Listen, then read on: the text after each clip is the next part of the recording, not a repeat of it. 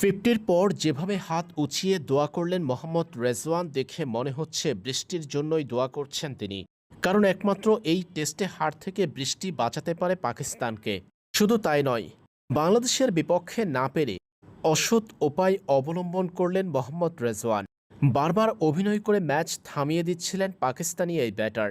তার অভিযোগ, স্নাইট স্ক্রিনের সামনে দিয়ে কেউ একজন হাঁটছেন, যেটা তাকে বল দেখতে বাধাগ্রস্ত করছে।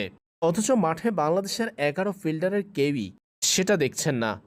বারবার এমন ঘটনা ঘটানোয় মোহাম্মদ রেজওয়ানকে জিজ্ঞাসা করে বসলেন লিটন দাস। তাইজুল ইসলামের ওভারে ঘটে এমন ঘটনা। মোহাম্মদ রেজওয়ান তাইজুলকে থামিয়ে দিয়েছেন বল ছাড়ার আগ মুহূর্তে। তাতেই কিছুটা ক্ষিপ্ত হন বাংলাদেশের কিপার লিটন দাস। কেন থামিয়েছেন তাইজুলকে সেটা জানতে চান মোহাম্মদ রেজওয়ানের কাছে। রেজওয়ানের উত্তর, স্নাইট স্ক্রিনের সামনে দিয়ে কেউ একজন হাঁটছেন। অথচ লিটন সেটা দেখতে পাননি।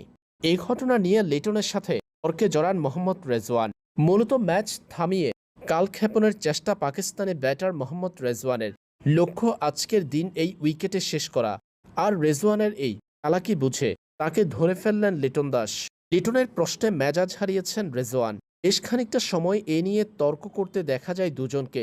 পরে অনফিল্ড আম্পায়ারের হস্তক্ষেপে মীমাংসা হয় ঘটনার।